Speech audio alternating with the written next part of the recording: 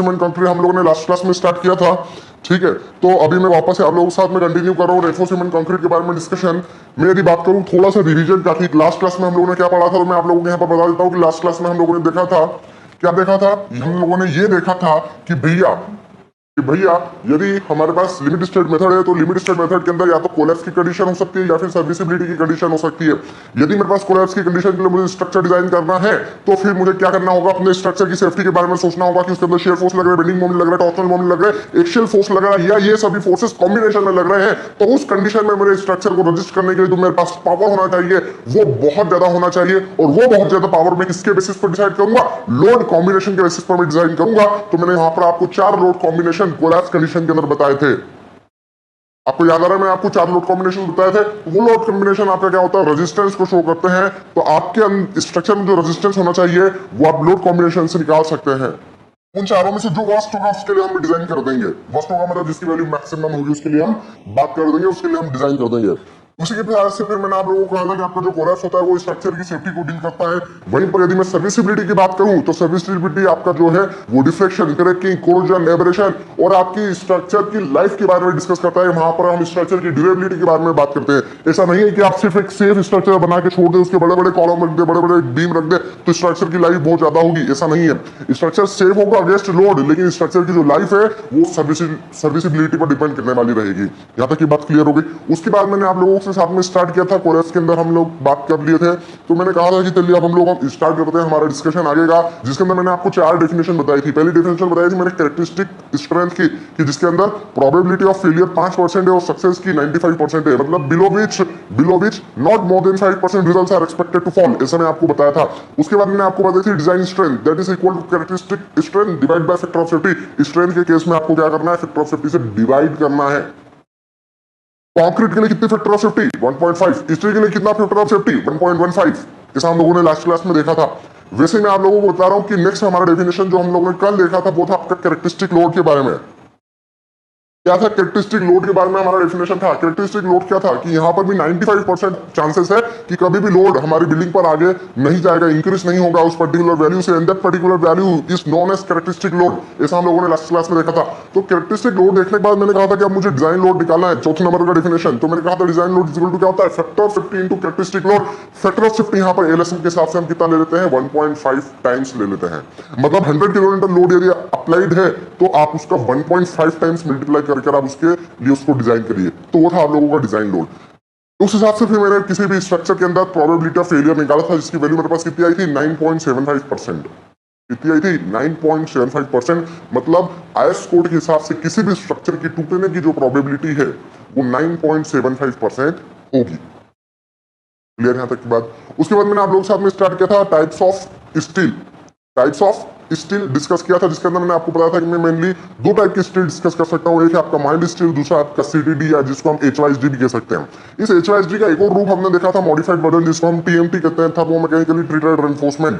Thermo mechanically treated reinforcement जो होता है, जिसका कोर जो हम लोगों ने देखा था वो कैसा था, सॉफ्ट पेयरलाइट फेराइट मटेरियल का मिलकर बना हुआ था, उसकी डक्टिलिटी बहुत ज्यादा होती है। मैं यदि बात करूं माइल्ड स्टील की, तो माइल्ड स्टील क्या है, वो एसेंशियली आपके जितने भी स्टील्स होते हैं, चाहे एचवाईएसडी हो, चाहे सीटीडी हो, चाहे टीएमटी हो, वो एसेंशियली माइल्ड स्टील ही होते हैं, क्योंकि माइल्ड स्टील से ही मैंने उनको बनाया है। तो मैंने क्या किया था कि जो यील्ड प्लेटिव आ रहा था उसके बियॉन्ड जाकर अनलोड कर दिया था सिस्टम, और वापस से रीलोडिंग किया था, तो उसके कारण मुझे यील्ड प्लेटिव फिर नया नहीं मिल रहा था नए वाले स्टील रेनफोर्समेंट में। तो उसे हम लोगों ने कल देखा था। ठीक है, तो ये था हमारा कल का डिस्कशन। मैंने आप लोगों को एक चीज और बताई थी कि जो एचवाईएसडी होता है, जिसके अंदर हमारे पास यील्ड पॉइंट नहीं मिलता है, वो हमारी प्रॉब्लम होती है। तो मैंने आपको यील्ड पॉइंट निकालना भी बताया था, यील्ड पॉइंट का एस्टिमेशन करना भी मैंने आप लोगों को लास्ट क्लास में बताया था। हम लोग क्या करते हैं, प्रूफ स्ट्रेंथ 0.002 या जिसको मैं कहूँ 0.2% स्ट्रेंथ से एक लाइन ड्रॉ करते हैं which is parallel to the initial tangent of the curve of stress strain curve. तो वो जो लाइन मैंने ड्रॉ करी थी वो आपके स्ट्रेस स्ट्रेन कर्व को कहीं जाकर कट करेगी, that will be your yield point. और उसके करस्पॉन्डिंग मैंने आप लोगों को डिजाइन स्ट्रेन वैल्यू निकाल के बताया था कि स्टील में मिनिमम इतना स्ट्रेन तो होना ही चाहिए। और वो स्ट्रेन की वैल्यू कितनी आ रही थी, स्ट्रेन की वैल्यू आ रही थी, स्ट्रेन की वैल्यू आ रही थी 0.002 प्लस 0.875 बाय ES। ES क्या था, मॉडुलस ऑफ इलास्टिसिटी था। इसका वैल्यू मुझे कितना लेना है 2 × 10⁵ न्यूटन पर mm स्क्वायर। इसका वैल्यू मुझे लेना पड़ेगा, कितना लेना पड़ेगा बेटा 2 × 10⁵ न्यूटन पर mm स्क्वायर। सर ये माइल्ड स्टील का है, या HYSD का है या CTD का है या TMT का है, मैं बोल रहा हूँ ये सबका है, क्योंकि ये सभी रेनफोर्समेंट आपके एसेंशियली क्या है, माइल्ड स्टील से ही है, माइल्ड स्टील से ही मिलकर बने हैं। तो इन सभी का जो मॉडुलस ऑफ इलास्टिसिटी है that will be constant and that value is 2 × 10⁵ Newton पर mm स्क्वायर। यहां तक का हम लोग कल डिस्कशन देख चुके थे। क्लियर है? जरा सबके साथ में शेयर करो यार, मतलब अभी क्या 850 बच्चे हुए हैं, कुछ 1000 क्रॉस करना है, 1000 को क्रॉस करना जल्दी बोल रहा हूं मैं, ठीक है? यहाँ पर 1000 को क्रॉस करना ये नंबर अपने को। तो चलिए आज का डिस्कशन स्टार्ट करते हैं। आज का थंबनेल में आप लोगों ने देखा होगा आज का टॉपिक क्या अपना आज का टॉपिक जो है वो है आप लोगों का क्रीप, फिर आपका श्रिंकेज और फिर आपका मॉडुलस ऑफ इलास्टिसिटी। बहुत इंपॉर्टेंट टॉपिक्स है आज के, और इसमें से हर साल एक ना एक क्वेश्चन आ ही जाता है। तो चलिए आइए हम बात करते हैं इसके बारे में। सबसे पहले मैं आप लोगों के लिए लेने जा रहा हूं यहाँ पर हमारा टॉपिक आज का, जो कि है क्रीप एंड श्रिंकेज। ठीक है, क्रीप एंड श्रिंकेज। तो इस क्रीप एंड श्रिंकेज के अंदर मैं आप लोगों को क्या बोल रहा हूँ कि सबसे पहले मैं जो बात करने जा रहा हूँ मैं क्रीप की बात करने जा रहा हूँ। ये मैंने कहा क्रीप, तो ठीक है भैया क्रीप के बारे में बताओ सर। तो क्रीप जो होता है वो आप लोगों का एक ऐसा फिनोमिना है जिसके कारण आपके बॉडी में स्ट्रेन आने लगते हैं, और ये टाइम डिपेंडेंट फिनोमिना है, और ये डेड लोड के कारण आता है। 1 मिनट के लिए एक एग्जांपल मैं आप लोगों को यहाँ पर देना चाहूंगा कि सपोज आपके घर में कपड़े बांधने का तार होगा, वो पोल्स ऐसे हैं जिसके अंदर हमने क्या किया है, तार बांध रखा है, तार को या वायर हम लोगों ने बांध रखा है। तो इनिशियली तो ये स्ट्रेट था, लेकिन आफ्टर सम टाइम हम क्या देखते हैं, आफ्टर सम टाइम ये इस तरीके से बेंड हो जाता है, इसमें सेगिंग आ जाता है। ऐसा क्यों होता है? ऐसा बिकॉज ऑफ क्रीप होता है। तो ये जो वायर था ये खुद के सेल्फ वेट के कारण इस तरीके से क्या हो गया, सैग हो गया, मतलब बैंड हो गया। ये जो इफेक्ट होता है ये कहलाता है आपका क्रीप। क्या ये तुरंत देखने को मिलता है? नहीं, एक लंबे समय के बाद ये मुझे देखने को मिलता है, तो उसको हम क्या नाम दे देंगे, क्रीप का नाम देंगे, जो कि टाइम डिपेंडेंट फिनोमिना है। तो यहाँ पर मैं इसके बारे में यहाँ पर ये लिख सकता हूँ कि creep is a time dependent phenomena. ठीक है, it is a time dependent, it is a time dependent phenomena which occurs, किसके कारण ऑकर हो रहा है, सिर्फ और सिर्फ कंटिन्यूअस सेल्फ वेट के कारण, या जिसको मैं कहूं कि कंटिन्यूअस डेड लोडिंग के कारण। सो यहां पर लिखूंगा it is a time dependent phenomena which occurs due to the continuous dead loading. ठीक है, डेड लोडिंग।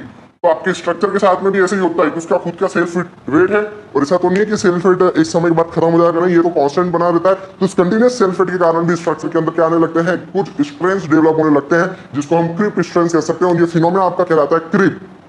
क्लियर है? तो मैं आप लोगों को ये बता रहा था, यहाँ पर मैं आप लोगों को ये बता रहा था कि यदि ये क्रीप है तो इस क्रीप को हम कैसे डिटरमाइन करें, कैसे डिस्कस करें कंक्रीट के केस में, तो आइए हम इसकी बात करते हैं। तो मैं आप लोगों को कह रहा हूँ कि सपोज भैया मेरे पास ये एक मेंबर मैंने यहाँ पर ले रखा है। मैंने क्या कहा कि मैंने यहाँ पे क्या ले रखा है, एक कंक्रीट का मेंबर ले रखा है। इस कंक्रीट के मेंबर पर मैंने क्या किया, लोड्स लगाए। ये हमने लोड्स लगा दिए कंक्रीट के मेंबर पर। कौन से लोड्स लगाया, कंप्रेसिव लोड्स लगाया। तो इस कंप्रेसिव लोड्स लगाने के कारण जैसे मैंने लोड लगाया तुरंत आपके कंक्रीट का क्या हो जाएगा, सेटलमेंट हो जाएगा। तो देखिए यहाँ पर तुरंत हमारे पास क्या आ चुका है, सेटलमेंट आ गया। क्या गया, तुरंत हमारे पास सेटलमेंट आ गया। तो आपका जो कंक्रीट की जो हाइट थी वो थोड़ी सी क्या हो गई, कम हो गई। पहले इतना हाइट था, अब इतना हाइट कम हो चुका है। तो आप देखेंगे कि मैंने जैसे ही लोड लगाया तुरंत इसमें सेटलमेंट आ गया। तो इस वाले जो लोड को हम क्या नाम दे देंगे, ये जो स्ट्रेन आया है इस वाली स्ट्रेन को हम कह देते हैं कि ये आप लोगों का कैसा स्ट्रेन है, इलास्टिक स्ट्रेन है। लोड लगाया, स्ट्रेन आ गया तुरंत t = 0 टाइम पर। मतलब ये दोनों टाइम, इन दोनों के बीच का जो टाइम लैप्स है वो कितना है, 0 है। सो यहाँ पर t = 0 पर ये प्रोसेस ऑकर हो गई है। जैसे लोड लगाया जैसे सेटलमेंट हो गया, तो इसको हम क्या कहेंगे, इलास्टिक सेटलमेंट कहेंगे, या इसको हम जो स्ट्रेन आई है उसको क्या कहेंगे, इलास्टिक स्ट्रेन कहेंगे, या इसको हम इंस्टेंटेनियस स्ट्रेन भी कह सकते हैं। तो देखिए मैंने इसको यहाँ पर क्या नाम लिख दिया, मैंने यहाँ पर इसका नाम लिख दिया इंस्टेंटेनियस स्ट्रेस, इंस्टेंटेनियस स्ट्रेन। आप चाहे तो इसको इलास्टिक स्ट्रेन भी लिख सकते हैं, instantaneous strain is also known as elastic strain. ठीक है, तो ये आप लोगों का एक काम हो गया। मैंने कहा चलो सर इतना तो बात समझ में आ गया। अब आगे क्या करना है हम लोगों को, ये लोड मैंने क्या किया, एक लंबे समय तक रहने दिया। एक लंबे समय तक मैंने क्या किया, इस लोड को स्ट्रक्चर के ऊपर लगे रहने दिया। तो क्या होगा, टाइम के साथ इसका सेटलमेंट और होने लगेगा। ये वाला सेटलमेंट कैसे हुआ था, जैसे लोड लगाया वैसे सेटलमेंट हो गया। अब इस लोड को मैं एक लंबे समय तक लगे रहने दे रहा हूं, जिसके कारण और ज्यादा सेटलमेंट यहां पर मुझे देखने को मिलेगा। तो आइए तो हम इसके हाइट में और ज्यादा कमी कर देते हैं। तो देखो इसका हाइट और ज्यादा क्या हो गया है, कम हो चुका है। ठीक है, तो यहां पर क्या हो गया, इसका हाइट और ज्यादा कम यहां पर हो गया है। तो ऐसा कब हुआ, ये वाली स्टेप कब आई, ये वाली स्टेप जो आई वो आई एक लंबे समय के बाद, मतलब t ग्रेटर देन 0 था लेकिन लेस देन इनफाइनाइट था। तो ये दोनों के बीच का जो टाइम लैप्स है वो greater than 0 but less than infinite पर है। ठीक है, यहां तक की बात। तो मैंने कहा चलो यहां तक की तो बात समझ में आ गई। तो आप लोगों को ये जो वाला स्ट्रेंथ देखने को मिल रहा है ना, आप लोगों को ये जो स्ट्रेन देखने को मिला यहां से लेकर यहां तक का, so this strain is your creep strain, क्योंकि ये टाइम डिपेंडेंट है, टाइम के कारण आया है। So this is what we call your creep strain. बात इतनी मेरी क्लियर हो गई। अब हम आपको क्या बोल रहे हैं कि यहां पर ये चीज तो क्लियर हो गई। अब इस स्टेज पर पहुंचने के बाद, इस स्टेज पर पहुंचने के बाद, अच्छा मेरी बात सुनो, यहां से इसको मैं क्या ग्राफ के प्लॉट में शो करूं क्या, तो इधर देखेंगे कैमरे में, इधर देखेंगे मैं यहां पर आप लोगों की क्या कर रहा हूं, ग्राफ के प्लॉट में भी शो करने की कोशिश कर रहा हूं। मैंने कहा कि भैया यहां पर हम लोग क्या ले लें, यहां पर हम लोग ले रहे हैं आप लोगों का स्ट्रेन का वैल्यू, यहां पर अपन क्या ले लिया स्ट्रेन, और यहां पर अपन क्या ले लें टाइम।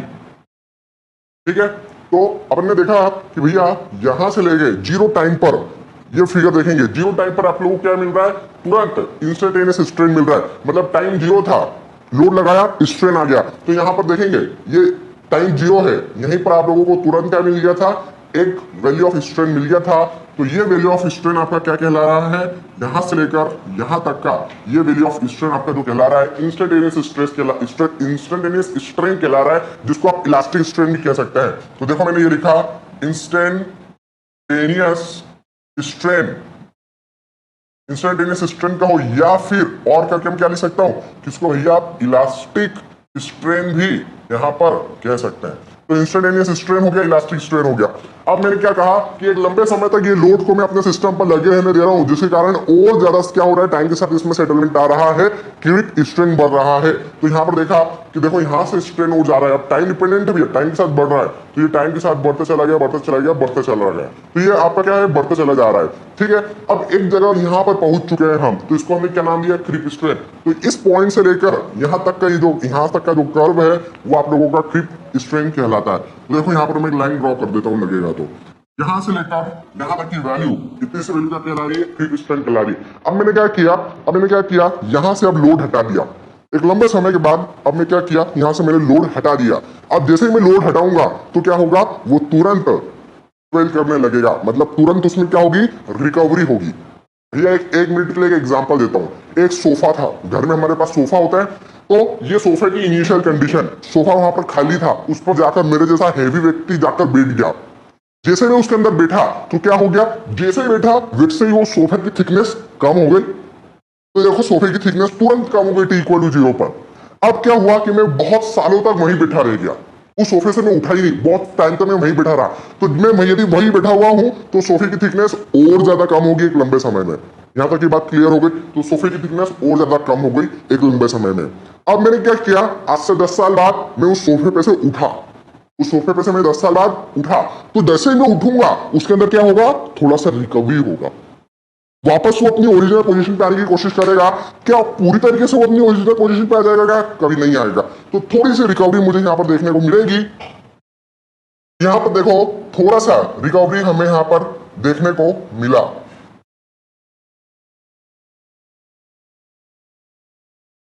थोड़ा सा रिकवरी मुझे यहां पर देखने को मिला। तो आपको ये जो रिकवरी देखने को मिल रहा है, ये वाला रिकवरी, इस फिगर को मैं थोड़ा सा उधर शिफ्ट कर देता हूं क्योंकि मेरे पास स्पेस कम है। इसको फिगर को मैं स्पेस बढ़ाने के लिए इधर शिफ्ट कर दूंगा राइट में, डरना मत, इधर शिफ्ट कर रहा हूं अभी राइट में। तो मैं आप लोगों को ये बता रहा था कि आपके पास थोड़ा सा क्या आ चुका है, रिकवरी हो चुका है। कितना रिकवरी हुआ, ये वाला, इतना सा आपको क्या हुआ, रिकवरी हुआ। इस रिकवरी का क्या नाम दिया हम लोगों ने, ये तुरंत रिकवरी हुआ है, मतलब ये इलास्टिक रिकवरी है, या इसको हम कह सकते हैं ये इंस्टेंटेनियस रिकवरी है। तो इसका जो नाम हो गया वो हो गया आप लोगों का इंस्टेंटेनियस रिकवरी, इंस्टेंटेनियस रिकवरी। ठीक है, इंस्टेंटेनियस रिकवरी हो गई अपने पास यहाँ पर। अब मैंने कहा कि भैया इंस्टेंटेनियस रिकवरी रह गई, आपने लोड्स को यहाँ पर हटा दिया, तुरंत हटाया, तुरंत रिकवरी देखने को मिली। अब मैं बोल रहा हूँ कि एक लंबे समय तक इस सोफे पर कोई मत बैठो, मतलब इस लंबे समय तक इस स्ट्रक्चर पर कोई लोड मत लगाओ, तो टाइम के साथ फिर इसमें मुझे रिकवरी देखने को मिलेगी। That will be your creep recovery. ये कैसी रिकवरी थी? Instantaneous recovery. एक लंबे समय के बाद मुझे और रिकवरी देखने को मिलेगी जिसको मैं क्या कहूंगा, क्रीप रिकवरी। तो थोड़ा सा साइज और फूलेगा यहाँ पर आपके सैंपल का, तो थोड़ा सा साइज और फूला, तो यहां तक हम पहुंच गए, यहां तक हम लोग पहुंच गए। तो देखो इन दोनों के बीच का टाइम कितना स्पेंड हुआ, ये दोनों के बीच का, इन दोनों के बीच का टाइम था 0, क्योंकि जैसे मैंने लोड हटाया वैसे ही रिकवरी आ गई। फिर मैंने एक लंबे समय तक लोड लगाया ही नहीं, तो इन दोनों के बीच का टाइम लेप्स कितना है, t greater than 0 but less than infinite का ये टाइम लगा। ठीक है, तो यहां पर मैं आप लोगों को ये बता रहा था कि भैया अब इसकी तुलना में रिकवरी देख लो, ये हमारा वापस से रिकवरी एक देखने को मिला हमें, ये वाला। ठीक है, तो ये आप लोगों का कौन सा रिकवरी, इसको हम कहेंगे क्रीप रिकवरी। क्रीप रिकवरी हमें देखने को मिल रहा है। क्लियर? तो अलग अलग स्टेजेस पे मुझे अलग अलग देखने को मिला। मतलब एक बात मुझे यहाँ पर देखना है, क्या मैंने पूरा रिकवर कर लिया, क्या नहीं, पूरा क्रीप स्ट्रेन जो आया था मेरा वही रिकवर नहीं हुआ है, केवल थोड़ा सा पोर्शन यहाँ पर रिकवर हुआ है। अब पूरे को मैं ग्राफ के फॉर्म में यहाँ पर बना के बता रहा हूँ आप लोगों को, तो देखना ये अपन लोगों ने क्या लिया, इधर देखेंगे जरा, मैं आप लोगों को क्या बता रहा हूँ कि ग्राफ के फॉर्म में हम लोग देखते हैं इसको। मैंने आपको क्या कहा कि यहाँ पर मैं क्या ले चुका हूँ, यहाँ पर मैं आप लोगों का टाइम ले चुका हूँ, और यहाँ पर मैं आप लोगों के साथ में क्या ले चुका हूँ, स्ट्रेन का वैल्यू ले चुका हूँ। मैंने कहा t इक्वल टू 0 पर जब मैंने सोफे पर बैठा, जैसे बैठा वैसे स्ट्रेन मिल गया। तो ये देखो जैसे मैं बैठा वैसे मुझे स्ट्रेन मिल गया। तो ये आप लोगों का कौन सा स्ट्रेन हो गया, इलास्टिक स्ट्रेन हो गया, जिसको आप इंस्टेंटेनियस स्ट्रेन भी कह सकते हैं। तो मैं अभी सिर्फ यहाँ पर जगह नहीं है तो इलास्टिक स्ट्रेन लिख देता हूँ, इलास्टिक स्ट्रेन। अब एक लंबे समय तक मैं उस सोफे पर बैठा रहा तो मुझे क्रीप स्ट्रेन मिलेगा, वो सोफा और छोटा होने लगा। तो ये देखो ये और ज्यादा छोटा होने लगा, हो गया छोटा। तो यहां से लेकर यहां तक ये जो वैल्यू मुझे यहां से लेकर यहां तक की मिली है, that is your creep strain. ठीक है, अब मैं बोल रहा हूं उस सोफे पर 2 साल पर बैठने के बाद में तुरंत उठा, तो जैसे ही तुरंत उठूंगा स्ट्रेन में क्या होगी, रिकवरी होगी। तो देखो ये स्ट्रेन बड़ा था तो अब घटेगा, तो यहाँ पर तुरंत रिकवरी मुझे देखने को मिली। टाइम लेप्स हुआ क्या, नहीं, t इक्वल टू 0 पर जैसे ही उठा वैसे मुझे रिकवरी मिल गई। अब एक लंबे समय तक मैं उस सोफे पर बैठा ही नहीं, तो वो सोफा और टाइम के साथ क्या होगा, रिकवर होगा। तो ये सोफा एक टाइम के बाद और रिकवर हुआ, मतलब इसकी स्ट्रेन में और कमी आई। ठीक है, तो आप लोग यहाँ पर पाएंगे कि ये आप लोगों का कौन सा सिस्टम था, यहां से लेकर यहां तक आप लोगों की ये इलास्टिक रिकवरी थी, जिसको आप इंस्टेंटेनियस रिकवरी कह रहे थे। इंस्टेंटेनियस कहूं या इलास्टिक कहूं, बोथ आर सेम। उसके बाद फिर यहां से लेकर यहां तक टाइम के साथ जो रिकवरी हुई उसका हमने क्या नाम दिया, टाइम के साथ जो रिकवरी हुई उसका नाम हमने दिया क्रीप रिकवरी। क्रीप रिकवरी, इतनी बात खत्म हो गई। तो इलास्टिक रिकवरी हो गई, क्रीप रिकवरी हो गई। ये आप लोगों का कितना हो गया, इलास्टिक स्ट्रेन हो गया। और ये वाला पोर्शन यहां से लेकर यहां तक का ये क्या हो गया, ये आप लोगों का क्रीप स्ट्रेन आ गया। क्लियर अपनी इतनी बात? तो यहां पर मेरे पास एक सिस्टम बनाने को मुझे मिलता है जिसका नाम है क्रीप कोफिशिएंट। मैं यहां निकालने में इंटरेस्टेड हूं आप लोगों का क्रीप कोफिशिएंट। और क्रीप कोफिशिएंट क्या होता है, क्रीप कोफिशिएंट रेशियो होता है आपके ये वाली टर्म का डिवाइड बाय ये वाला टर्म। मतलब creep strain divide by elastic strain ही आप लोगों का क्या है, ये मैंने लिखा क्रीप स्ट्रेन डिवाइड बाय आपका इलास्टिक स्ट्रेन, ये आप लोगों का क्या है वास्तव में यहाँ पर क्रीप कोफिशिएंट है। आप चाहे तो क्रीप कोफिशिएंट को फाई से या थीटा से डिनोट कर सकते हैं। In some books we denote by phi, in some books we denote by theta. So your creep coefficient is the ratio of creep strain divide by elastic strain. यही मैं आप लोगों को क्या था यहाँ पर बताने जा रहा था। ठीक है, 945 लोग आ गए मेरा, और क्या थोड़े से और लोगों के साथ सब्सक्राइब करवाना है, आप लोगों को थोड़ा सा और लोगों के साथ में शेयर करना है, तो 1000 को क्रॉस करवाना अपने पास। ठीक है, तभी मजा आएगा, नहीं तो मजा नहीं आएगा। मेरी एनर्जी डाउन कर दूंगा यदि यहाँ पर मुझे कम लोग दिखे तो आप लोगों को काम है मेरी एनर्जी बढ़ाना। तो थोड़ा सा सब लोगों के साथ में शेयर करो, सब्सक्राइब करो। और टेलीग्राम का मैं फटाफट डाल ही रहा हूँ, टेलीग्राम मेरा ग्रुप ज्वाइन कर लो, और आप लोगों को जो आरसीसी का पीडीएफ चाहिए वो भी लिंक में प्रोवाइड कर रहा हूँ, तो वो भी डाउनलोड कर लेना। चलो इतनी बात समझ में आ गई मेरी, ये वाली क्रीप वाली बात समझ में आ गई। अब मैं इसके अंदर अब आप लोग साथ में बात करने जा रहा था कि आपने क्रीप कोफिशिएंट तो निकाल दी, आपने पूरी क्रीप कैसे होती है उसकी पिक्चर तो बता दी, चलिए आप मुझे श्रिंकेज के बारे में बताइए। तो आइए हम श्रिंकेज के बारे में देखते हैं कि श्रिंकेज क्या है। श्रिंकेज क्या है? श्रिंकेज भी अपने आप में क्रीप की तरह एक बिहेव होता है। श्रिंकेज जो है, अच्छा पहले तो काम करता हूँ ना, इस क्रीप की वैल्यूज बता दूं। आप नॉर्मली मुझसे पूछेंगे कि सर क्रीप की वैल्यूज कितनी हो सकती है, तो पहले मैं आप लोगों को क्रीप की वैल्यूज बताता हूँ एज पर IS 456। ठीक है, एज पर IS 456 2000 के हिसाब से क्या करना है हमको, क्रीप कोफिशिएंट्स की वैल्यू लिखना है। तो देखो मैं आप लोगों को टेबल बना देता हूँ। यहाँ पर अपन ने क्या लिखा, टाइम, और यहाँ पर मैं आप लोगों को बता रहा हूँ क्रीप कोफिशिएंट्स का वैल्यू 5। ठीक है, तो आप 7 डेज पर मेजर कर लो, आप उसके बाद 28 डेज पर मेजर कर लो, उसके बाद आप 1 ईयर पर मेजर कर लो। ठीक है, तो ये 3 वैल्यूज कोड ने हमें ऑन एन एवरेज टाइम पर दे रखी है। और यहाँ पर मैं वैल्यूज लिखना चाहूंगा कि 7 डेज पर हमारे पास जो वैल्यू है कोड के हिसाब से वो है 2.2, यहाँ पर है 1.6 और यहाँ पर 1.1। तो याद रख सकते हैं एसएससी जेईई वगैरह एग्जाम में ये वैल्यू पूछ ली जाती है। 2.2 7 डेज पर, 28 डेज में 1.6 और 1 ईयर में 1.1 है। इतनी बात क्लियर है। अब एक बात आप लोगों ने यहाँ से मुझसे क्वेश्चन पूछना चाहिए कि सर टाइम जैसे जैसा बढ़ रहा है क्रीप कोफिशिएंट की वैल्यू इससे क्या हो रही है, घट रही है। लेकिन सर मैं इधर वाले बोर्ड पर देखूं, यदि मैं आप लोगों के साथ में इधर वाले बोर्ड पर देखूं कि सर क्रीप कोफिशिएंट का फॉर्मूला है creep strength divide by elastic strength. तो क्रीप स्ट्रेंथ तो कंटिन्यूअसली बढ़ता चला जा रहा है, तो जैसे जैसे टाइम पास हो रहा है क्रीप स्ट्रेंथ आपका बढ़ता चला जा रहा है, ये मैं एक्सेप्ट कर रहा हूं। तो सर उस हिसाब से यदि क्रीप स्ट्रेंथ कंटिन्यूअसली टाइम के साथ बढ़ता चला जा रहा है तो क्रीप कोफिशिएंट की वैल्यू भी तो टाइम के साथ बढ़ती जाना चाहिए। आपने तो यहाँ पर बोर्ड पर क्या बता दिया कि क्रीप कोफिशिएंट की वैल्यू घटती जा रही है, किससे संभव है? तो भैया यहाँ पर जो क्रीप स्ट्रेन है उसको समझने की कोशिश करना पड़ेगी कि आपका जो क्रीप स्ट्रेन है ये क्यूमुलेटिव वैल्यूज दी हुई है। मतलब आपके क्रीप स्ट्रेन का आप देखो rate of increase, rate of increment यदि आप देखें तो टाइम के साथ घट रहा है। पहले देखो इसका स्लोप क्या था, इस कर्व का, पहले इस कर्व का जो स्लोप था वो बहुत ज्यादा था। अब यहां तक आते आते इस कर्व का स्लोप क्या हो गया, एकदम कम हो गया। मतलब टाइम के साथ जो rate of increment of creep है वो डिक्रीज हो रहा है। इस कारण से टाइम के साथ आपकी क्रीप कोफिशिएंट की वैल्यू भी क्या हो रही है, घट रही है। क्या बोला मैं कि टाइम के साथ आपके इस कर्व का स्लोप घटता चला जा रहा है, मतलब rate of increase of creep is decreasing with the time, that's why your creep coefficient is decreasing with the time. तो आप यहां पर देखेंगे बोर्ड नंबर 2 पर कि 7 डेज पर 2.2 है, 20 डेज पर 1.6 है और 1 ईयर पर 1.1 है। मतलब जैसे जैसे टाइम बढ़ रहा है क्रीप कोफिशिएंट की वैल्यू घटती चली जा रही है। चलिए आगे बढ़ते हैं, हम लोग बात करेंगे यहां पर श्रिंकेज का।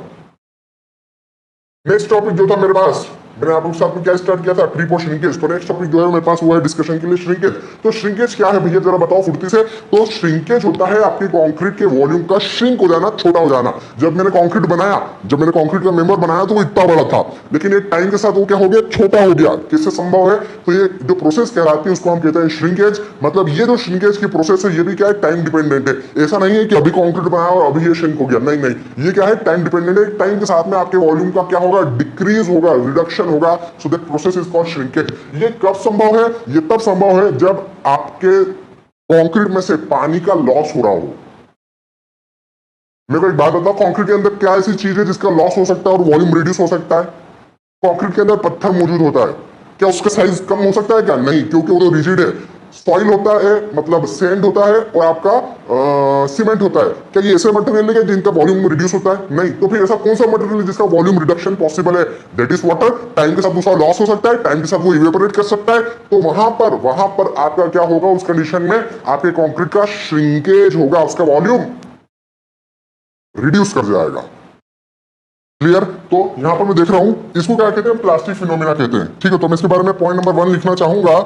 कौन सा पॉइंट लिख रहा हूं कि रिडक्शन, पॉइंट नंबर 1 में इसमें लिख रहा हूं कि reduction in the volume of concrete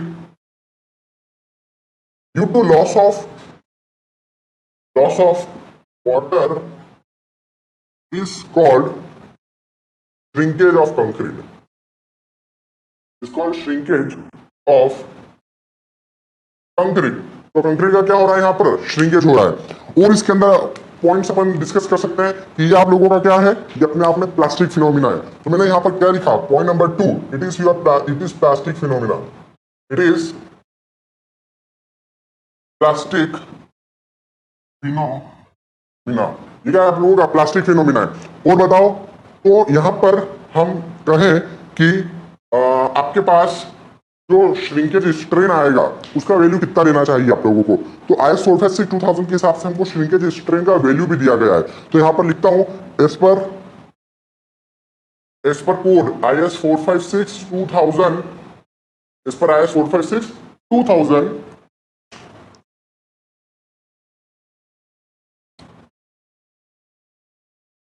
as per IS 456 2000 हमारे पास डिजाइन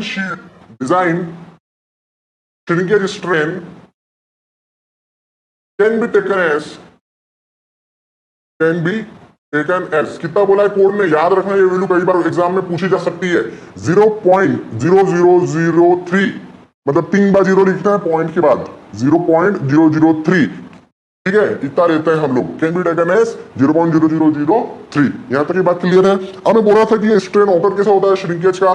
तो यहां पर देखो, ये आप लोगों को मैंने यहां पर क्या बताया, यहां पर मैंने आप लोगों को ये ग्राफ बताया।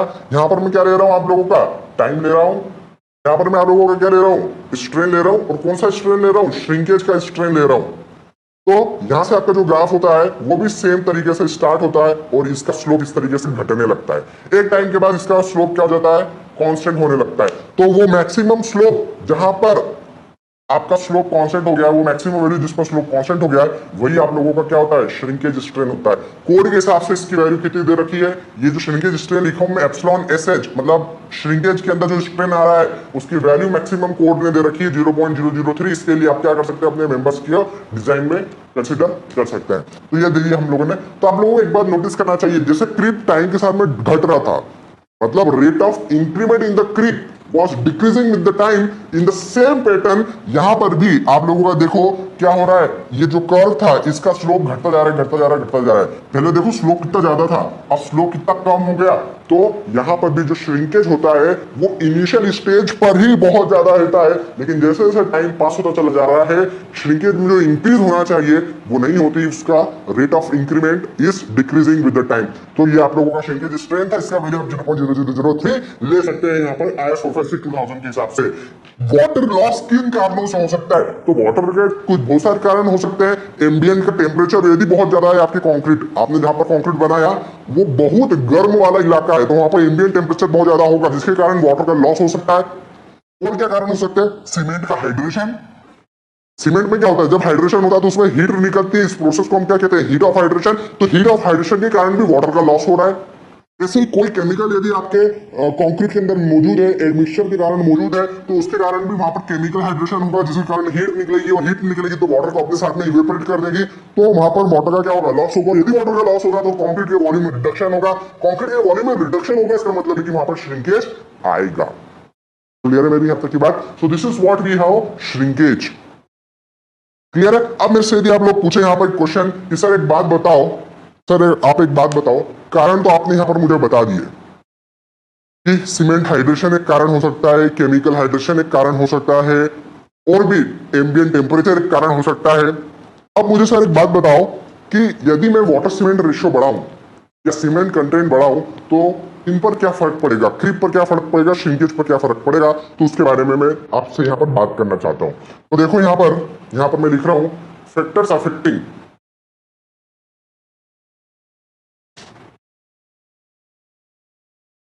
यहां पर मैं आप लोगों को क्या बता रहा हूं, फैक्टर्स अफेक्टिंग किसको, creep and shrinkage, creep and shrinkage. ठीक है। तो देखो मैंने यहां पर कहा, सबसे पहला मैंने यहां पर आप लोगों को कहा कि मैं वाटर सीमेंट रेशो बढ़ा रहा हूं। ठीक है। इफ वाटर सीमेंट रेशो हम बढ़ाते हैं, वाटर सीमेंट रेशो यदि हम बढ़ा दें तो ऐसी कंडीशन में आपको क्या देखने को मिलेगा, देखो ऐसा एरो बना रहा हूं, जो मैं ऊपर की तरफ एरो बना रहा हूं मतलब बढ़ रहा है वो, तो यदि आप वाटर सीमेंट रेशो बढ़ा दें तो एज अ रिजल्ट यहाँ पर आपका क्रीप भी क्या हो जाता है, बढ़ जाता है। क्रीप स्ट्रेन भी क्या होती है, मतलब आपकी बढ़ जाती है। ठीक है। और साथ ही साथ में श्रिंकेज भी आप लोगों को बढ़ा हुआ देखने को मिलता है। श्रिंकेज भी क्या हो रहा है यहाँ पर आप लोगों का बढ़ जाता है। तो क्रीप भी बढ़ रहा है, श्रिंकेज भी बढ़ रहा है वाटर सीमेंट रेशो बनाने पर। अब मेरी बात सुनो, मेरी बात सुनो, यहाँ पर क्रीप आता किस में है, या मैं कहूँ यहाँ पर श्रिंकेज आता किस में, मेरी बात को ध्यान से सुनना। यहाँ पर क्रीप या श्रिंकेज आते किस में है, कंक्रीट में। अब कंक्रीट के कौन से मटेरियल में आते हैं, कंक्रीट के अंदर 4 मटेरियल मौजूद है, एग्रीगेट्स है, सैंड है, सीमेंट है और पानी है। एग्रीगेट्स है, सैंड है, सीमेंट है और पानी है। तो इन चारों में से किसके अंदर ये क्रीप आता है, किसके अंदर ये श्रिंकेज आता है? क्या एग्रीगेट्स और सैंड में आ सकता है क्या? नहीं। क्यों? क्योंकि ये तो बहुत स्टिफ मटेरियल है ना भैया। अरे इसका वॉल्यूम थोड़ी ना रिड्यूस हो सकता है। कभी किसी पत्थर का वॉल्यूम रिड्यूस होते देखा है क्या, या इंक्रीज होते हुए देखा है क्या? नहीं। तो फिर किसमें हमें ये देखने को मिलेगा? तो हमें चेंजेस जो देखने को मिलेंगे वो सीमेंट और पानी के पेस्ट में देखने को मिलेंगे। मतलब सीमेंट और पानी को आप मिक्स कर रहे हो, जो पेस्ट बन रहा है वो पेस्ट यदि बहुत ज्यादा क्वांटिटी में है तो उतना ज्यादा क्रीप आएगा, उतना ज्यादा श्रिंकेज आएगा। तो मतलब जब सीमेंट ज्यादा तब क्रीप ज्यादा, श्रिंकेज ज्यादा। जब वाटर सीमेंट रेशो ज्यादा तब क्रीप ज्यादा, श्रिंकेज ज्यादा। समझ रहे मेरी बात? तो आपको सीमेंट पेस्ट की क्वांटिटी देखना है। यदि सीमेंट पेस्ट ज्यादा है तो क्रीप भी ज्यादा रहेगा, श्रिंकेज भी ज्यादा रहेगा। और सीमेंट पेस्ट यदि कम है तो फिर आप लोगों का ये कंट्रोल में इजीली आ जाएगा। क्लियर है यहां तक की बात? अब मैं लिख रहा हूं क्रीप स्ट्रेन लिख दो, आपको श्रिंकेज स्ट्रेन लिखना हो यहाँ पर तो श्रिंकेज स्ट्रेन भी लिख दो। मैं सीधा क्रीप और श्रिंकेज लिख देता हूँ, आप समझदार हैं। फिर मैंने आपको कहा कि नेक्स्ट फैक्टर में कंसिडर कर लूं cement content. Cement content, cement content यदि मैं बढ़ाता हूं तो क्या देखने को मिलेगा? सीमेंट कंटेंट यदि मैं बढ़ाऊंगा तो डेफिनेटली आपका सीमेंट पेस्ट बच जाएगा। फिर सीमेंट पेस्ट में क्रीप और श्रिंकेज पॉसिबल है। यहां पर भी मैंने क्या लिखा, क्रीप बढ़ सकता है, श्रिंकेज भी आपका बढ़ सकता है। इनकी वैल्यूज क्या हो जाएगी? इंक्रीज कर जाएगी। फिर और बताओ और क्या पॉसिबिलिटी है? Ambient temperature. एम्बिएंट टेम्परेचर की अपन बात कर लें, यदि एम्बिएंट टेम्परेचर ज्यादा है, टेम्परेचर ज्यादा होने पर ज्यादा लॉस होने लगते हैं यहां से, तो उनके वैल्यूज मतलब साइज और कम होने लगता है, मतलब वैल्यूज बढ़ जाती है। तो क्रीप भी क्या कर जाता है यहाँ पर, क्रीप स्ट्रेन भी बढ़ जाती है और आप लोगों की श्रिंकेज स्ट्रेन भी क्या हो जाती है? इंक्रीज कर जाती है। ठीक है, ये इंक्रीज भी करना है आप लोगों को। यहाँ पर क्या हो रहा है? इंक्रीज हो रहा है। दोनों ही बढ़ते चले जा रहे हैं, क्रीप भी ये भी। एज ऑफ कॉन्क्रीट देखते हैं।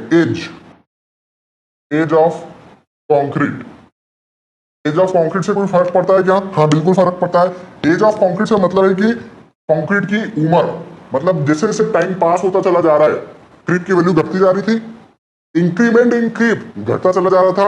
वैसे ही जैसे जैसे आप लोगों का टाइम बढ़ता चला जा रहा है, यहाँ पर एक्स एक्सिस पर अपन क्या ले रखा है? टाइम ले रखा है। तो जैसे जैसे टाइम बढ़ता चला जा रहा है आपका rate of increase in strain भी क्या हो रहा है? घटता चला जा रहा है। तो मैं यहाँ पर लिख रहा हूँ एज ऑफ कंक्रीट यदि आपकी बढ़ती है, एज ऑफ कंक्रीट यदि आप टाइम के साथ आपकी बढ़ रही है तो उसका मतलब यह है कि आपका क्रीप घट रहा होगा और आपका श्रिंकेज भी क्या हो रहा होगा?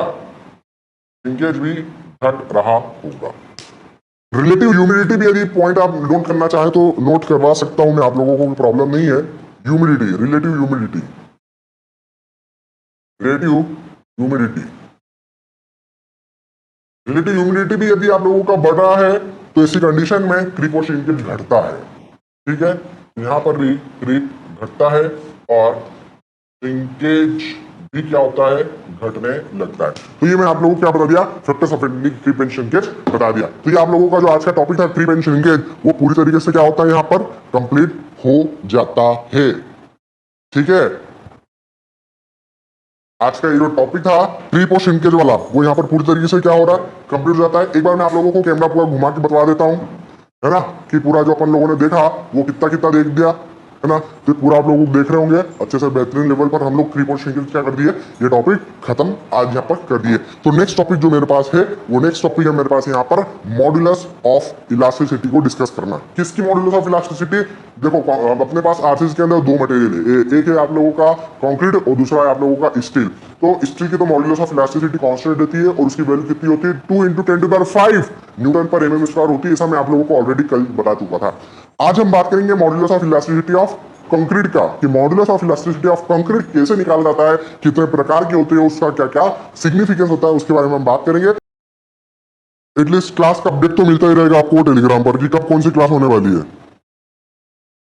चलो चलो चलो आगे बढ़ते हैं, अपने टाइम वेस्ट नहीं करना है, टाइम बहुत कम है अपने पास। मैं आप लोगों को ये बता रहा था, अपना आगे का जो नेक्स्ट टॉपिक है वो है हमारा modulus of elasticity of concrete. तो यहाँ पर मैं लिख रहा हूं modulus modulus of elasticity of concrete, है ना। Modulus of elasticity of concrete Telegram का चैनल में डाल रहा हूँ, लिंक अपना ज्वाइन करते रहना फटाफट। क्या करना, आप लोग टेलीग्राम ऐप डाउनलोड कर लेना और जो लिंक मैं दिया हूँ उस लिंक को कॉपी करके वहां पर टेलीग्राम ऐप में पेस्ट कर देना, लिंक ग्रुप ओपन हो जाएगा, ज्वाइन कर लेना। Modulus of elasticity of concrete यदि मैं बात करूं तो देखो यहाँ पर सबसे पहले हम कंक्रीट का स्ट्रेस स्ट्रेन कर्व बनाते हैं। तो कंक्रीट एक ब्रिटल मटेरियल है, इसका जो स्ट्रेस स्ट्रेन कर्व है वो कुछ इस हिसाब से देखने को हम लोगों को मिलता है।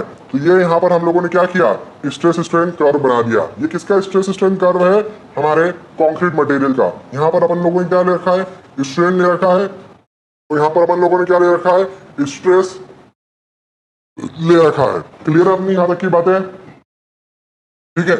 अब मैं आप लोगों को ये बताना चाह रहा था यहाँ पर भैया कि यहाँ पर स्ट्रेस हो गया, यहाँ पर स्ट्रेन हो गया, ये आपका स्ट्रेस स्ट्रेन कर्व है। मॉडुलस ऑफ इलास्टिसिटी जनरली क्या होता है, मॉडुलस ऑफ इलास्टिसिटी देखो आप लोगों ने पढ़ा होगा कि यदि मैं स्टील की बात करूं तो स्टील के अंदर आपका कुछ हद तक, माइल्ड स्टील में कुछ हद तक क्या होता है, कर्व आपका ऐसा इस टाइप से बनता है।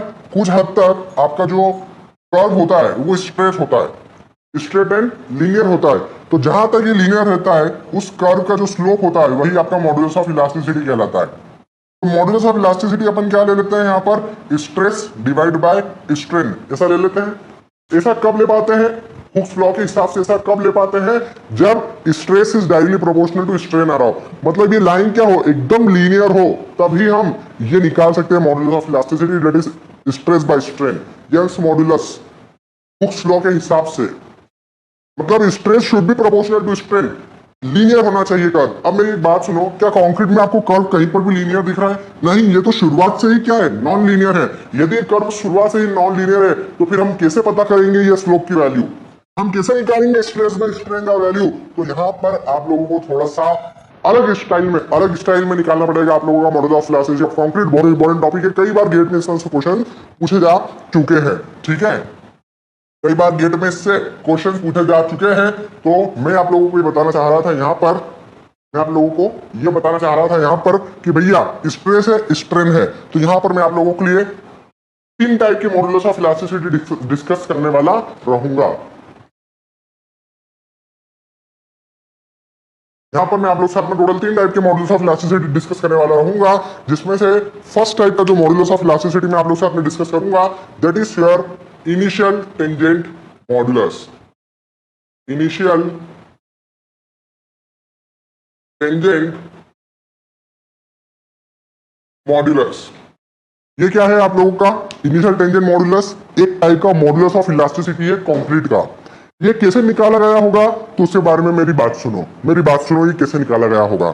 यहां पर अपन लोगों ने क्या किया, जैसे कि नाम क्या बता रहा है, इनिशियल टेंजेंट, इनिशियल मतलब एकदम ओरिजिन से, तो आपको ओरिजिन पर एक टेंजेंट ड्रॉ करना है और उसका स्लोप ले लेना है, वही आप लोगों का मॉडुलस ऑफ इलास्टिसिटी हो जाएगा, जिसको हम क्या कहेंगे, इनिशियल टेंजेंट मॉडुलस कहेंगे। क्या बोला मैंने कि आपको इनिशियली मतलब ओरिजिन पर एक टेंजेंट ड्रॉ करना है और इस टेंजेंट का स्लोप ले लेना है, वही आप लोगों का क्या हो जाएगा, मॉडुलस ऑफ इलास्टिसिटी हो जाएगा। तो देखो मैंने क्या किया, मैंने यहां पर आप लोगों का ओरिजिन पर, एकदम ओरिजिन पर अपन ने क्या किया, एक स्लोप ड्रॉ कर दिया। ये देखो अपन एकदम ओरिजिन पर ये स्लोप ड्रॉ किया है। अब इस स्लोप का मैंने क्या मेजर कर दिया, इस स्लोप का मैंने यहां पर मैंने इस टेंजेंट का क्या मेजर कर दिया, स्लोप मेजर कर दिया। तो इसको हम क्या कहेंगे, इनिशियल टेंजेंट मॉडुलस कहेंगे। तो ई मींस मॉडुलस ऑफ इलास्टिसिटी और इसके सफिक्स में मैंने लिखा है IT, that is initial tangent, क्योंकि ये जो टेंजेंट ड्रॉ किया है हमने एकदम ओरिजिन पर ड्रॉ किया है। तो ठीक है, तो इनिशियल टेंजेंट को हम किससे डिनोट करने वाले रहेंगे, इनिशियल टेंजेंट को हम यहाँ पर ई आई टी से डिनोट करने वाले रहेंगे। तो देखो मैं इसका डेफिनेशन यहाँ पर लिखूंगा, इनिशियल टेंजेंट मॉडुलस का क्या डेफिनेशन लिख रहा हूं, डेफिनेशन ये लिख रहा हूं, it is the slope It is the slope of the tangent. It is the slope of the tangent drawn from the origin of the curve. Drawn from the origin of the curve. तो अपने curve के origin से हमने एक line draw कर दी जिसको हमने tangent का उस टेंजेंट का स्लोप मेजर कर दिया। वही आप लोगों का क्या है, इनिशियल टेंजेंट मॉड्यूलस है। इनिशियल टेंजेंट मॉड्यूलस को हम लोग यहाँ पर किससे डिनोट करेंगे? इनिशियल टेंजेंट मॉड्यूलस को हम लोग यहाँ पर ई आई टी से डिनोट कर सकते हैं। सो ई और सफिक्स में आई और टी, यही आप लोगों को क्या था, इनिशियल टेंजेंट मॉड्यूलस था। अब ये जो मैं बात कर रहा हूँ इनिशियल टेंजेंट मॉड्यूलस का, ये इनिशियल टेंजेंट मॉड्यूलस आपका सबसे बड़ा मॉड्यूलस है। क्यों? क्योंकि देखो इसको ओरिजिन पर आपने बनाया है। टाइम के साथ में देखो मतलब स्ट्रेन, इसको कर्व में आगे ले जाऊं तो स्लोप कम होता जा रहा है, स्लोप कम होता जा रहा है, कम होता जा रहा है, कम होता चला जा रहा है।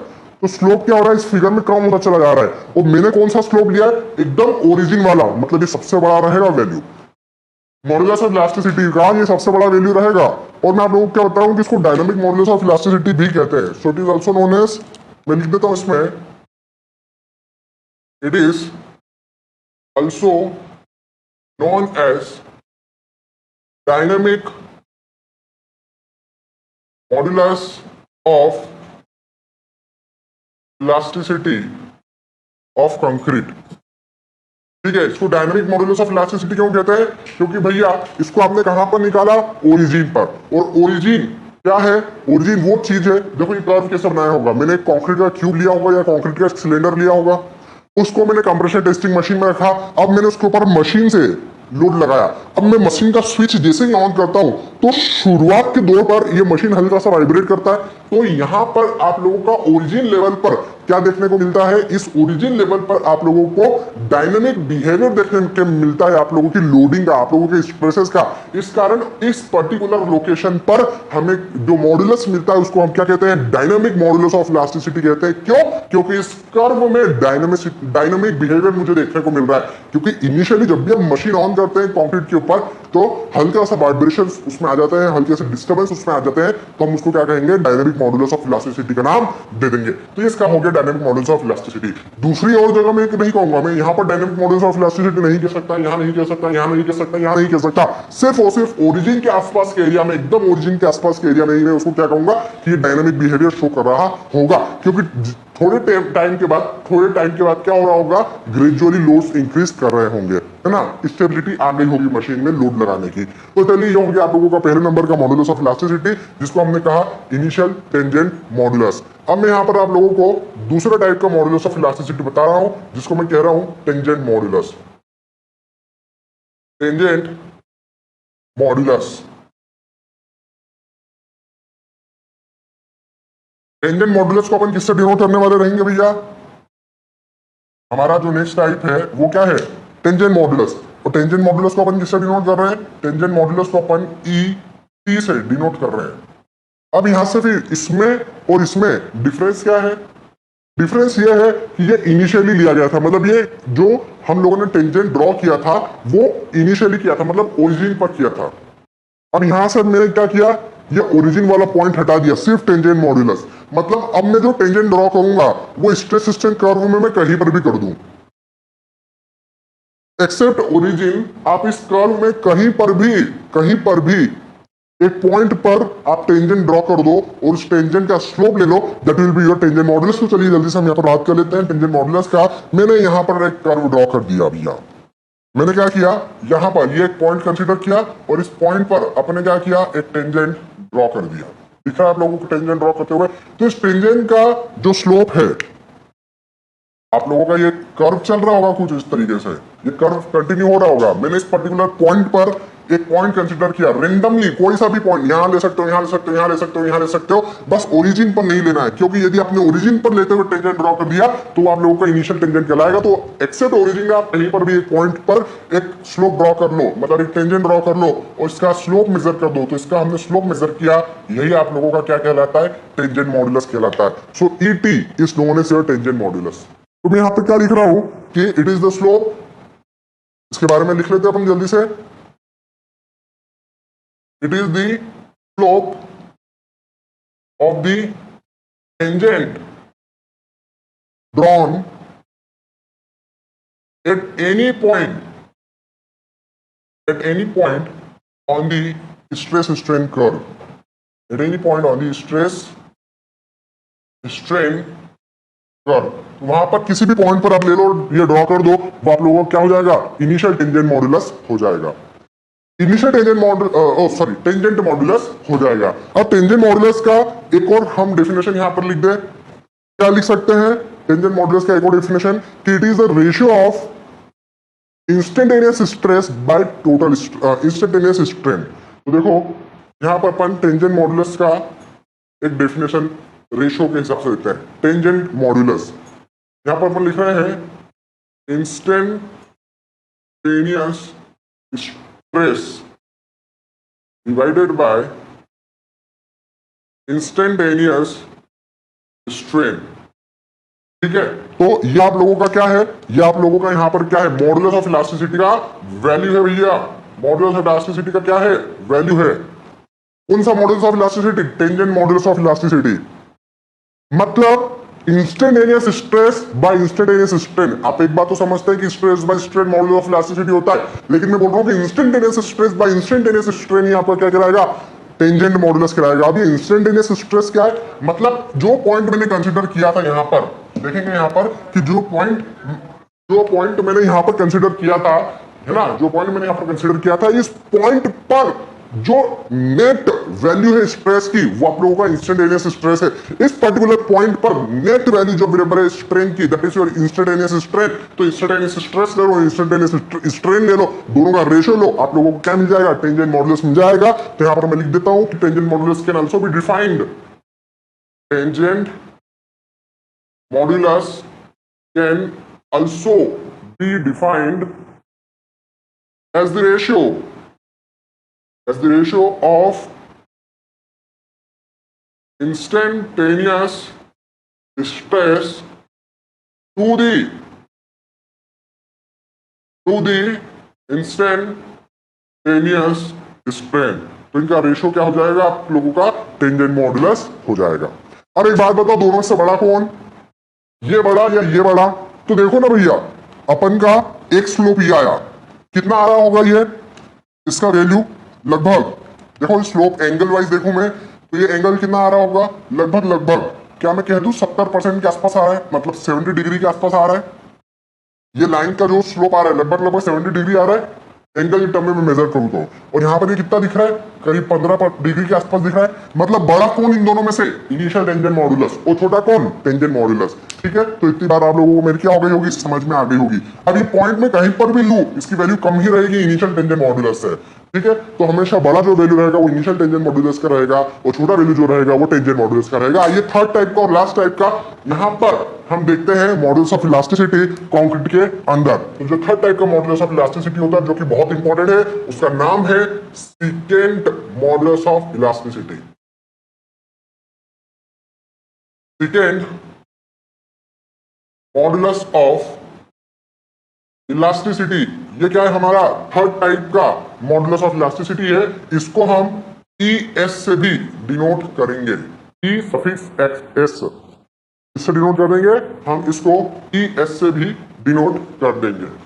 अब मैं आप लोगों को बता रहा था कि इसका क्या डेफिनेशन हो सकता है। तो देखो यहां पर मैं आप लोगों को बताता हूं कि ये होता क्या है। थर्ड टाइप का जो मॉडुलस ऑफ इलास्टिसिटी है वो होता क्या है।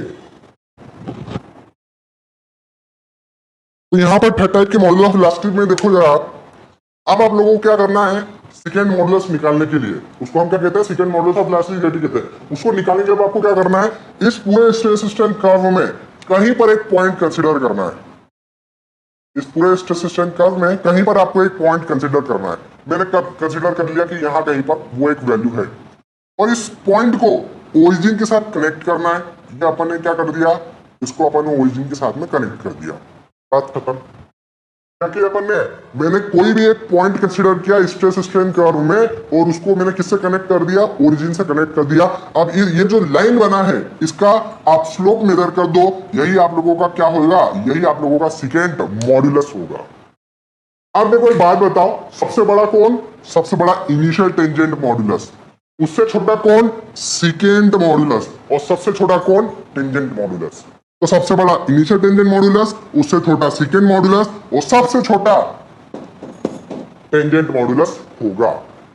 तो यहां पर मैंने क्या किया, ये पॉइंट को ओरिजिन से जब मैंने जोड़ दिया, मतलब यहां पर अब मैं क्या किसका रेशो लिखूंगा, इसके केस में मैं क्या लिखता था, instantaneous stress by instantaneous strain लिखता था, लेकिन अब मैं यहां पर क्या लिखूंगा, मैं यहां पर लिखूंगा कि total stress by total strain, ये आपका क्या है, सेकेंड मॉड्यूलस है। भाई टेंजेंट मॉड्यूलस के केस में मैंने क्या लिखा कि इस पर्टिकुलर पॉइंट पर नेट वैल्यू ऑफ स्ट्रेस आपका इंस्टेंटेनियस स्ट्रेस कहलाएगा, इस पर्टिकुलर पॉइंट पर नेट वैल्यू ऑफ स्ट्रेन आपका इंस्टेंटेनियस स्ट्रेन कहलाएगा। उन दोनों का रेशियो लो, आप लोगों को टेंजेंट मॉड्यूलस की वैल्यू पता चल जाएगी। ऐसे ही अब मैं सेकंड मॉड्यूलस के केस में क्या कह रहा हूं कि या तो आप इस लाइन का स्लोप मेजर कर दो, या फिर आप लोग क्या करो कि आप लोग इस पॉइंट का टोटल स्ट्रेस, मतलब यहां से लेकर यहां तक, ऐसा मैं पूरा क्यों ले रहा हूं, क्योंकि मैंने यहां पर इसको ओरिजिन से कनेक्ट कर दिया है, तो ओरिजिन के रिस्पेक्ट में हमें देखना पड़ेगा कि ये पॉइंट कितना ऊपर है। तो यहां से लेकर यहां तक का टोटल स्ट्रेस, यहां से लेकर यहां तक का टोटल स्ट्रेन, इनका रेशियो लो, तब जाके आपको क्या मिल जाएगा, तब जाके आप लोगों को यहां पर सेकेंड मॉड्यूलस मिल जाएगा। क्लियर है? तो आइए सेकेंड मॉड्यूलस के बारे में हम यहां पर लिखते हैं कि it is the slope of the line, it is the slope of the line connecting, it is the slope of the line connecting the, it is the slope of the line connecting the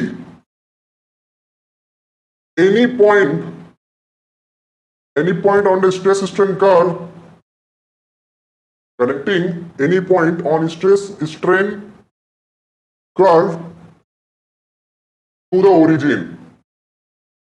तो जो point आपने consider किया है, उस point से origin तक क्या एक लाइन ड्रॉ कर दो। ये कोई टेंजेंट नहीं है, ये एक सिंपल लाइन है, ये मैं लिख रहा हूं स्लोप ऑफ द लाइन, ये कोई टेंजेंट नहीं है, एक लाइन है। इस लाइन का स्लोप मेजर करेंगे तो वही आपका क्या कहलाएगा, सेकेंड मॉड्यूलस कहलाएगा। तो ये हुई हमारी बात नंबर 1। अब बात नंबर 2 में इसमें ये लिख रहा था कि it can also be defined as, it can also be defined as the ratio कौन सा, टोटल स्ट्रेस। टेंजेंट के केस में मैंने इंस्टेंटेनियस लिखा था कि उस पर्टिकुलर नोट पर क्या वैल्यू है, यहां पर मैं टोटल लिख रहा हूं कि अब तक मैं टोटल कितना स्ट्रेस लगा चुका हूं उस पर्टिकुलर पॉइंट तक। तो it can be defined as the ratio of total stress to the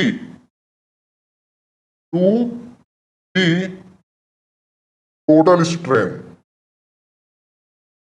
total stress by total strain. तो in the terms of formula यदि आप लिखना चाहें तो इसको मैं लिख देता हूं कि second modulus is equal to total stress divide by total strain, ही आप लोगों का कहलाएगा। ठीक है, ये आप लोगों का क्या था, सेकेंड मॉड्यूलस था। अब मैं भी आपसे कहूं कि सर कोड ने क्या वैल्यू दी है, तो मेरी बात सुना आप, कोड के हिसाब से, कोड के हिसाब से, कोड के हिसाब से मैं अभी पहले तो मैं आप लोगों को बता दूं एक बहुत इंपॉर्टेंट पॉइंट, नोट। नोट क्या है अपने पास, बहुत इंपॉर्टेंट में नोट ये है कि आप लोगों का सबसे बड़ा जो मॉड्यूलस ऑफ इलास्टिसिटी होता है वो इनिशियल टेंजेंट मॉड्यूलस होता है, उससे छोटा आप लोगों का सेकेंड मॉड्यूलस होता है, और सबसे छोटा आप लोगों का टेंजेंट मॉड्यूलस होता है। ठीक है, ये जो सेकेंड मॉड्यूलस है, ये जो अभी हम सेकेंड मॉड्यूलस देखे, ये second modulus initial tangent modulus और टेंजेंट मॉड्यूलस के बीच में आता है। हमने इसको क्या नाम दिया, डायनामिक मॉड्यूलस ऑफ इलास्टिसिटी का नाम दिया था। क्यों? क्योंकि ये एकदम ओरिजिन पर मौजूद था। तो ये जो सेकेंड मॉड्यूलस है ये बीच में आ रहा है, मतलब यहां तक आप लोगों का जो लोडिंग वाला सिस्टम होगा, जो लोड लगाने वाला सिस्टम होगा, वो ग्रेजुअली इंक्रीज करने लग गया होगा, एकदम सिस्टमेटिक वे में अब लोडिंग इंक्रीज करने लग गई होगी और एकदम स्टेटिक हो गई होगी। भाई शुरुआत में तो क्या होता है, मशीन अपन जैसे रखते हैं क्यूब के ऊपर तो वो हल्का सा वाइब्रेट करती है, लेकिन जब वो एकदम फिक्स हो जाती है उस टाइम पे हमें जो निकालते हैं मॉड्यूलस ऑफ इलास्टिसिटी, उसको हम सेकेंड मॉड्यूलस कहते हैं। तो मैं आप लोगों को कह रहा हूं कि ये जो सेकेंड मॉड्यूलस है इसको आप स्टैटिक मॉड्यूलस ऑफ इलास्टिसिटी भी कह सकते हैं। जैसे इसको मैंने क्या कहा था, डायनामिक कहा था, इसको हम क्या कह सकते हैं, स्टैटिक मॉड्यूलस ऑफ इलास्टिसिटी भी कह सकते हैं। तो यहां पर मैं पॉइंट लिख देता हूं, it is also known as static modulus of elasticity. It is, ये दिख रहा है stick, it is also known as static modulus of elasticity, it is also known as static modulus of elasticity होगा। Clear अपनी यहां तक की बात। अब मैं आप लोगों को बता रहा था, नोट, बहुत इंपॉर्टेंट नोट, कोड ने कहा है ये जितना एक्सपेरिमेंट करके देखना था, ये जितना स्ट्रेस स्ट्रेन कर्व बनाना था, ये सब कुछ कोड ऑलरेडी कर चुका है। Bureau of Indian standards already ये सब कुछ कर चुका है। उन्होंने मुझे डायरेक्ट वैल्यू दे दी, उन्होंने मुझे डायरेक्ट वैल्यू दे दी। कौन सी वैल्यू दी? मॉडुलस ऑफ इलास्टिसिटी की। तो एज पर कोड लिखता हूं, as per IS 456/2000, the modulus of elasticity, modulus of elasticity of concrete can be given as, क्या है? Modulus of elasticity of concrete लिखना है, तो ये फॉर्मूला हम लिख रहे हैं modulus of elasticity of concrete का, कि EC is equal to, C मतलब कंक्रीट, E मतलब modulus of elasticity, is equal to 5000 under root of FCK होगा। 5000 अंडर रूट FCK होगा। तो मैं आप लोगों को ये बता रहा था कि यदि ये 5000 अंडर रूट FCK है, अब इसकी यूनिट क्या होती है मॉडुलस ऑफ इलास्टिसिटी की? मॉडुलस ऑफ इलास्टिसिटी का जो यूनिट होता है डेफिनेटली वो न्यूटन पर mm स्क्वायर में होगा। और ये FCK क्या होता है? कल मैं आप लोगों को बताया था कैरेक्टरिस्टिक स्ट्रेंथ ऑफ कंक्रीट, तो ये FCK जो है वो आप लोगों का कैरेक्टरिस्टिक स्ट्रेंथ ऑफ कंक्रीट है। ये FCK आप लोगों को न्यूटन पर mm स्क्वायर में रखना है, तो आपका ये मॉडुलस ऑफ इलास्टिसिटी भी आपको किसमें मिलेगा? न्यूटन पर mm स्क्वायर में ही आप लोगों को देखने को मिलेगा। Now you should ask me one question कि सर ये जो 5000 अंडर रूट FCK है, क्या इसको सिर्फ मॉडुलस ऑफ इलास्टिसिटी कहेंगे? मैं बोलूंगा नहीं, इसका एक नाम है, और वो नाम ये है, it is also known as EC equal to 5000 under root FCK is known as short term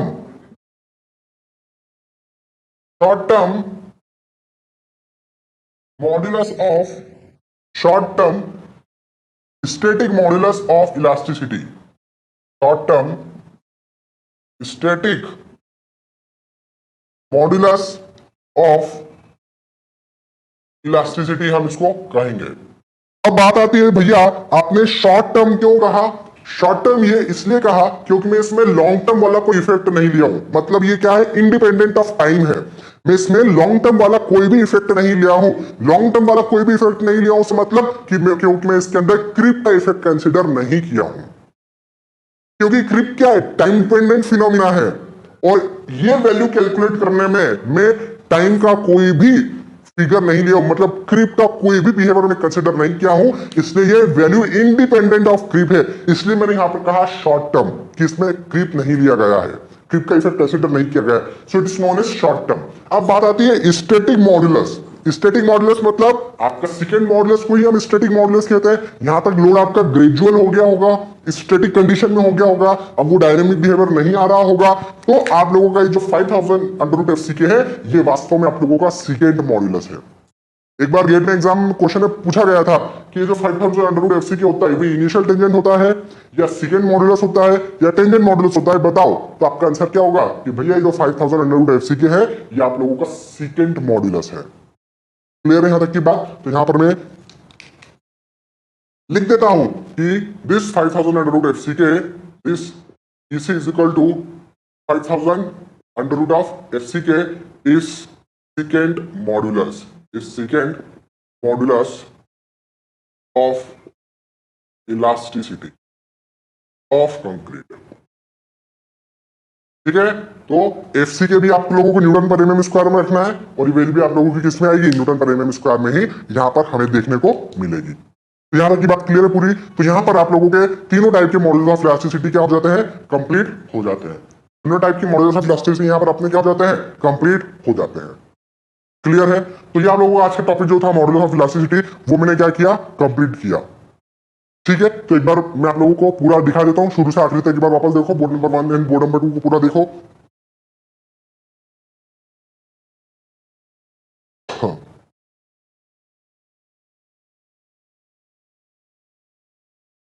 बहुत बढ़िया, बहुत बढ़िया।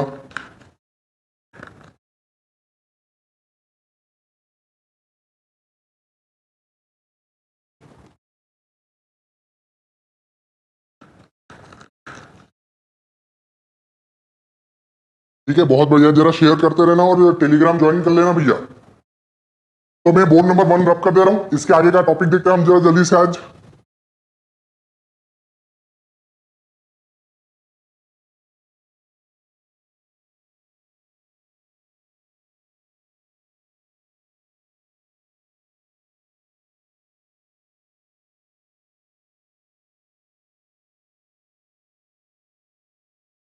बोर्ड नंबर 1 में रब कर रहा हूं भैया।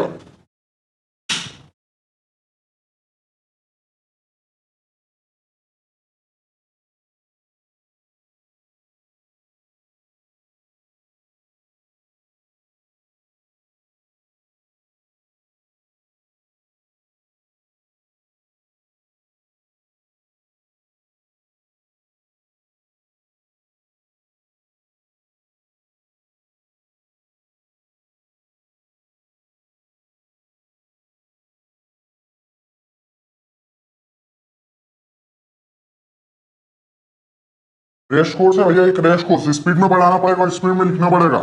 अगर इस रिकॉर्डेड फॉर्म में मैं रहने दूंगा, यदि मुझे लगता है कि रिकॉर्डेड फॉर्म में रहने देना चाहिए तो मैं रिकॉर्डेड फॉर्म में रहने दूंगा, ठीक है।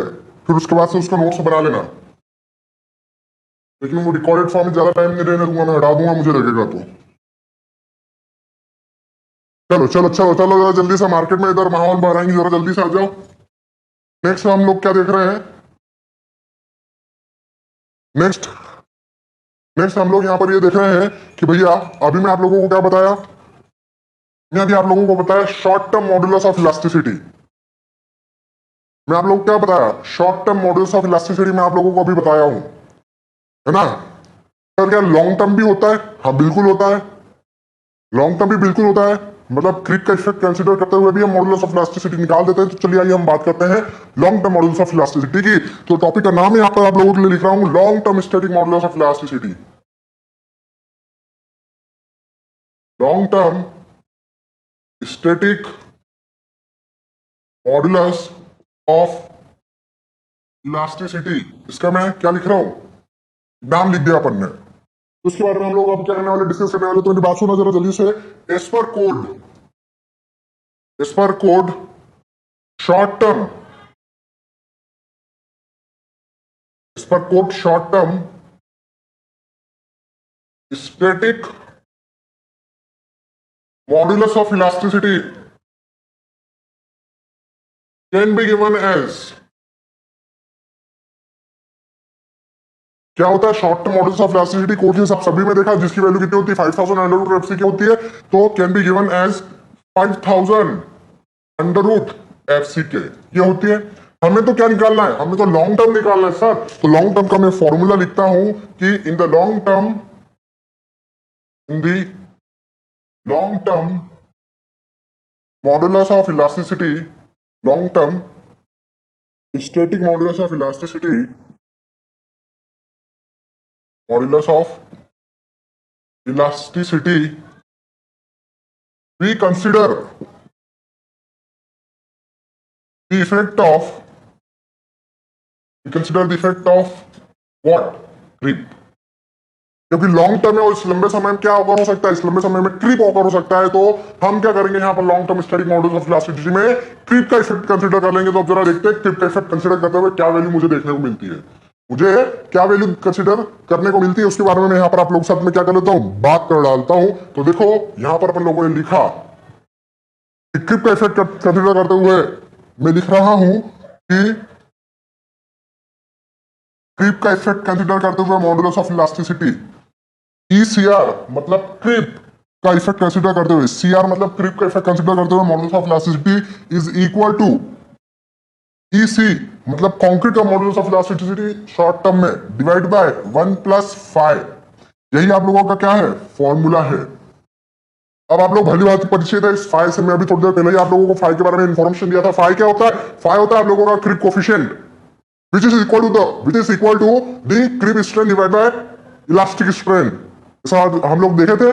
तो ये फाइव जो होता है ये क्रिप स्ट्रेन होता है, क्रिप कोफिशिएंट होता है, और ये जो आपका होता है ईसी, ये 5000 अंडर रूट क्या है, एफसी के है, short term modulus of elasticity है, इसको सेकेंड मॉडुलस भी आप लोग बोल सकते हैं। तो चलिए हम इसका फॉर्मूला बना लेते हैं यहाँ पर जल्दी से, कि आप लोगों का जो क्रिप का इफेक्ट कंसिडर करते हुए मॉडुलस ऑफ इलास्टिसिटी निकल के आ रहा है वो 5000 अंडर रूट एफसी के आ रहा है। बहुत इंपॉर्टेंट फॉर्मूला है, कई बार गेट एग्जाम में इससे क्वेश्चन डायरेक्टली पूछे गए हैं, कई बार पूछे गए हैं, और अलग अलग एग्जाम्स में ईएससी वगैरह में और एसएससी में, आरआरबी, जेईई में बहुत बार इस फॉर्मूले से क्वेश्चंस डायरेक्टली पूछे गए, तो आप लोगों को पता होना चाहिए।